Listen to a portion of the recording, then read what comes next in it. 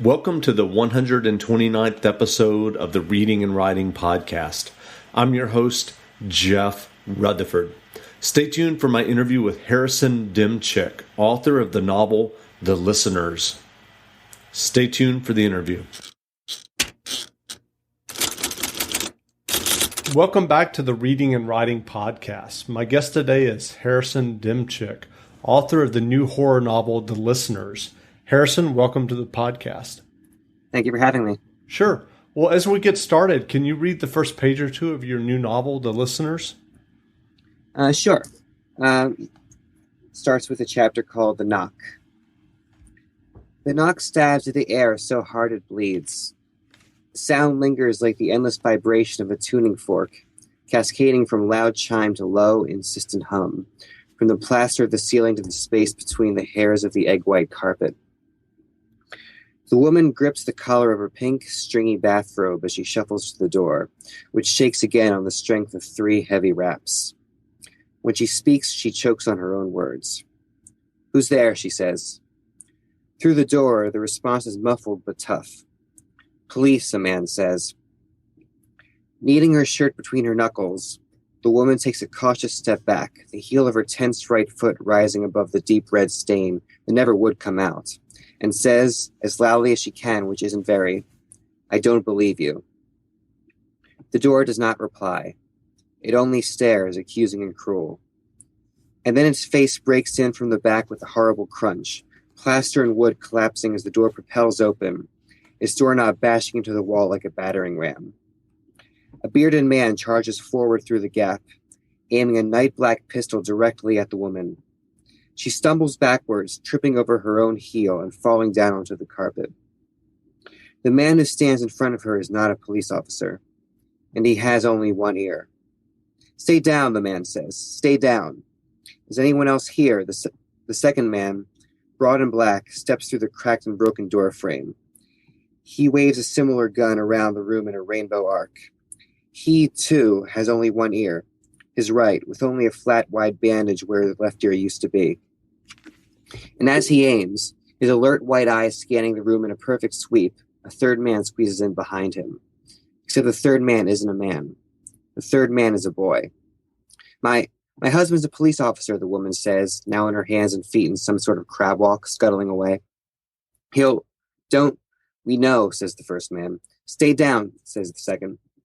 "Is Detective Joel McDonald home?"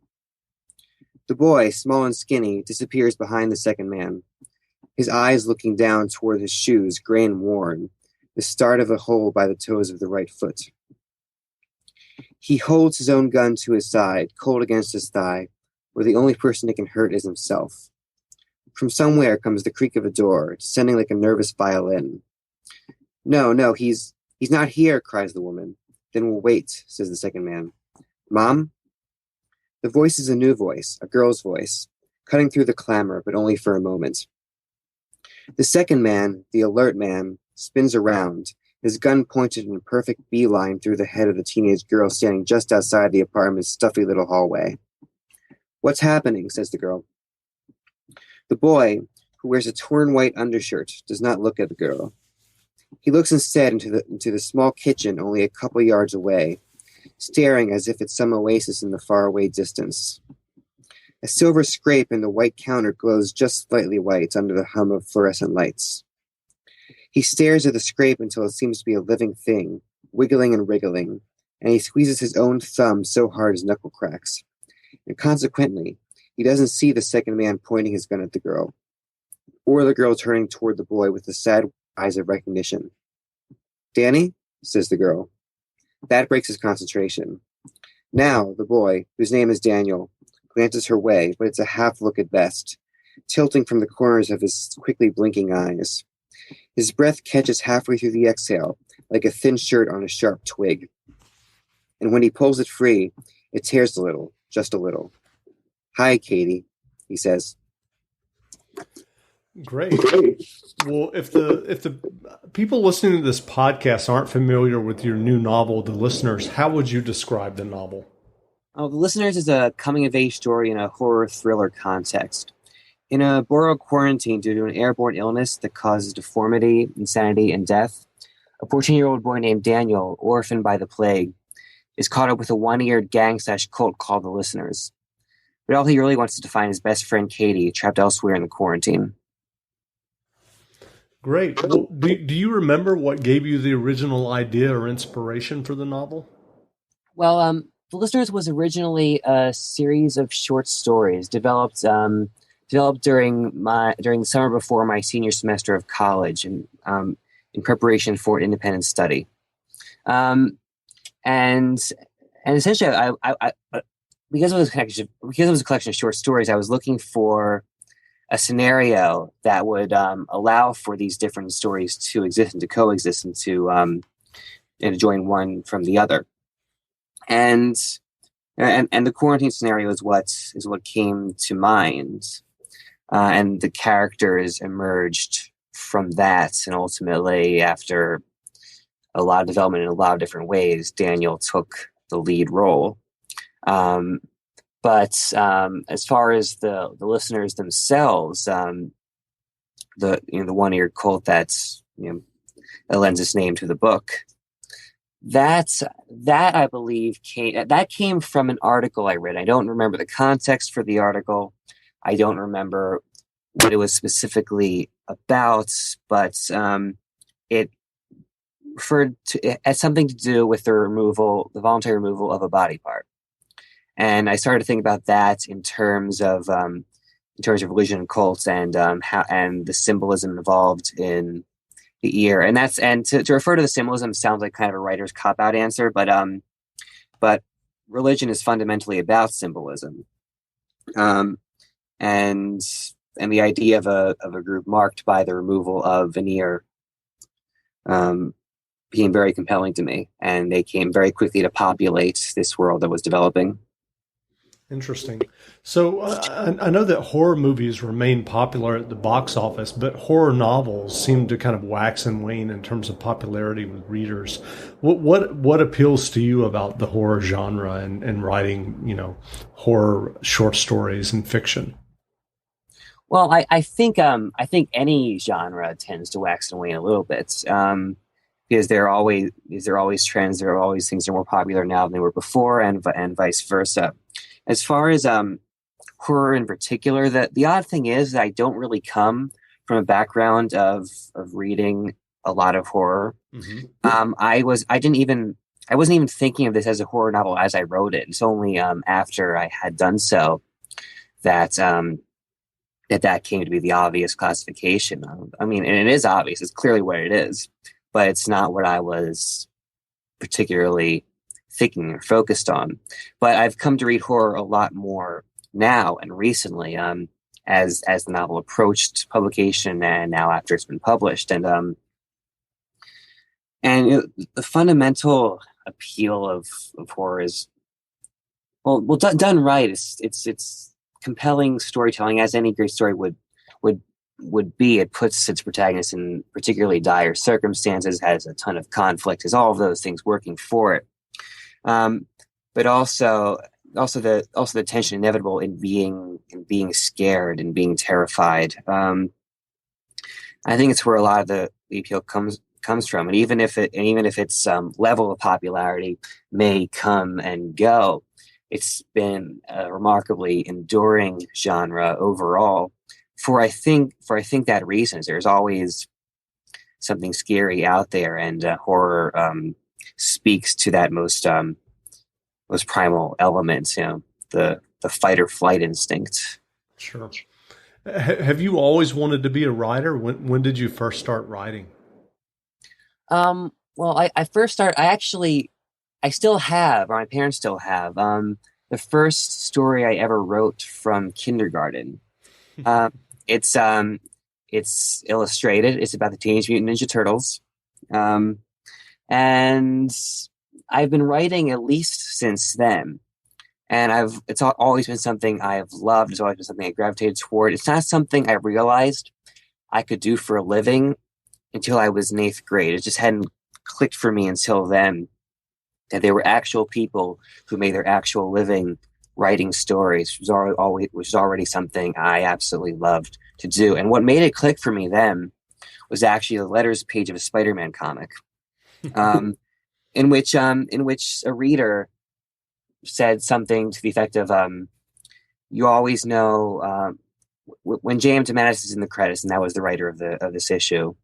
Um, it's going to be a great story, something like that." And that's what made me realize there are actual people doing this. And since then, I've wanted to be a writer professionally. And at first, it was comic book writing, and I'd still like to do that.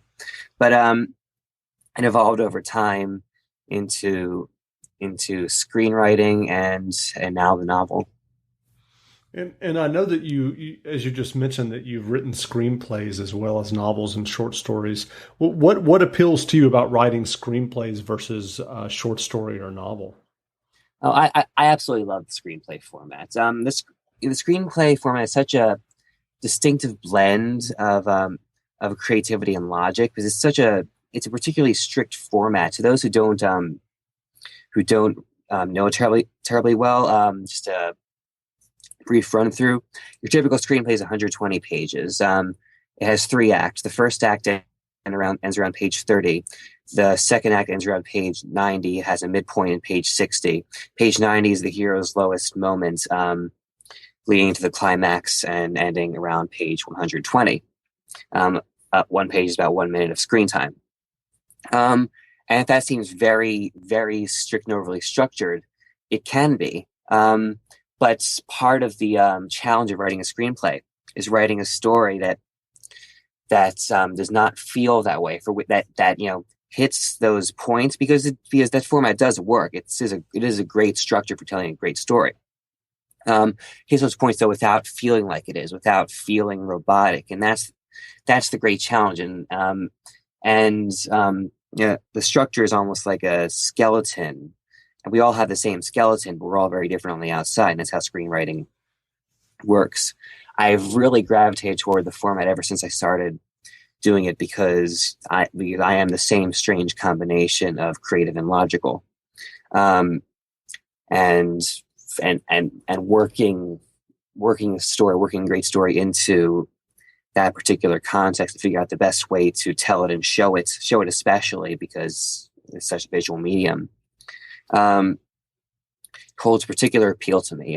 It remains my favorite format, and I always wish I could devote more time to it. And was it hard for you initially to get used to kind of the strict format, as you mentioned, the page 30 and the other points of the format? Of course, it's a challenge at first, and the general rule of thumb is that you need to write 7 to 10 screenplays before you get good at it and really figure out the language of it. And that's probably true for any genre as well. But it's certainly true of screenplays. It was certainly true for me. And the early screenplays had a lot wrong with them. These are documents that I would never show to anybody. In fact, I may have already trashed them in some form so nobody can ever see them, just to protect myself. But I am somebody who gravitates toward structure. It's part of what makes me a good editor. So I took to it, and at this point it's second nature. Still a challenge, still a huge challenge to write a screenplay that works in a long process, but it's something I really truly understand. Sure. And the structure can be incredibly useful as well, because it was actually adapting those short stories, the original short stories that would eventually form listeners, actually adapting that into a screenplay first, and making the screenplay the primary thing for a while. That gave me the narrative structure that allowed me to adapt the screenplay into the novel to listeners. Interesting. Well, I know that you did a creative writing program, if I'm not mistaken, from reading your bio in college. What was that experience like for you? Well, it was an English major with a creative writing concentration at Oberlin, and the experience, to be honest, was a bit mixed. I had some conflicts with the creative writing department that I don't want to go into too much depth on, because it's a long time ago at this point. Sure. but the classes but when I was able to take the classes, they were incredibly useful, incredibly helpful, as any workshop environment is inevitably going to be, because you gain so much from hearing the feedback of others, and also from learning to critique the work of others. It was formative not only as far as developing my own writing, but as far as developing my skills as an editor, which has been my professional life since graduating. Interesting. And as you write your writing process, do you find that you're more of an organic writer, or do you outline extensively before you start working on a screenplay or a novel or short story? I don't outline a short story, but I do outline the others, and I've done so more and more since I began screenwriting. It became very important for the screenplays because of what the structure is, and breaking it down in advance and having this idea of when everything will happen was extremely useful. Now, inevitably, you don't stick to the outline. Things change. Things always do. You encounter problems you did not think were going to be there. The outline is never set in stone, but I found it very, very helpful. And at this point, I would certainly outline novels as well as screenplays, anything that's going to be in the longer form, because structure is really a crucial part of storytelling. I got sort of an example of how structure can make a difference. When I was giving the synopsis of listeners before, I said what Daniel wants most is to find his best friend Katie. I also read the first chapter, in which he clearly does find Katie. That was not the case in the screenplay. It was not the case in the first drafts of the novel. In both forms, he didn't find Katie until its proper chronological place in the story. That changed to this framing device and later drafts of the novel, because I felt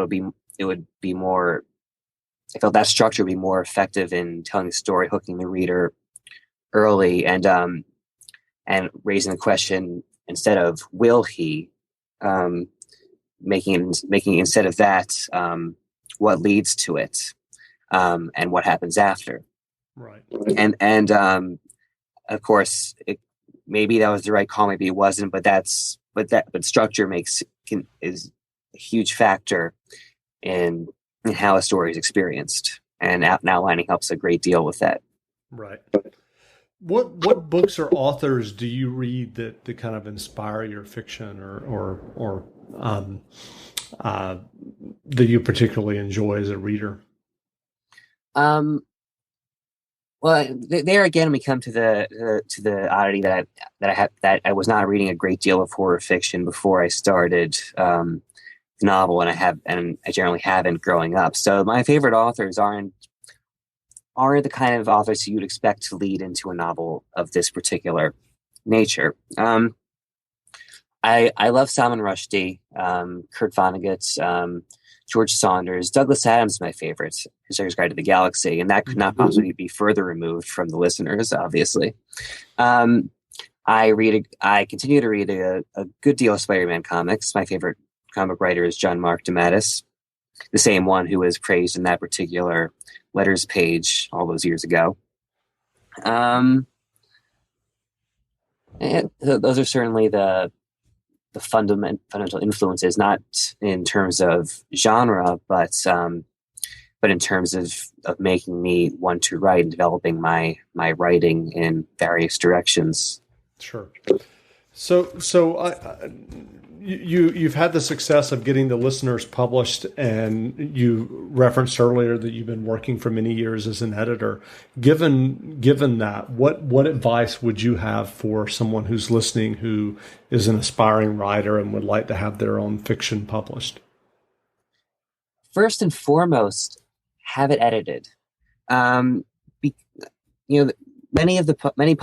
course, at this point, you don't need to go through traditional publishing. You can self-publish. It's increasingly popular, and it's a perfectly valid way to go about it. But even there, you want to make sure that your work rises up above the the million books that are published every year in one form or another. And if you're going traditional publishing, you want to make sure that yours rises above all the manuscripts any editor is going to be reading. Some publishers will help you develop your work. I've always been in a position to be able to help with that, but a lot won't. And you want to make sure that what you're putting forward is the best manuscript you can possibly present. And the difference between a writer or an author, that's what I've always told the authors I've worked with. The difference is editing.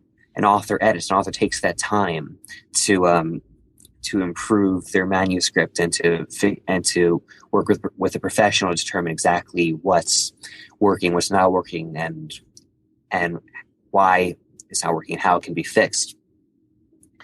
And taking that time is absolutely the best shot anybody has to get published, or if they self-publish, to get noticed.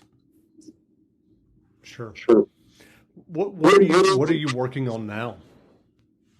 I'm working on a number of different things right now. There's a short story. I'm working on a screenplay, cryptozoological dramedy, which is something I've been working on for a while, and I really want to finish and have out there. I'm working on a musical, a zombie musical, and various other songs. And I keep bouncing between all of these different things, and sooner or later something will take over, and that will be the one that gets finished. But in the meantime, I'm working wherever I feel inclined to work at this particular time. Gotcha. And where can people find you online?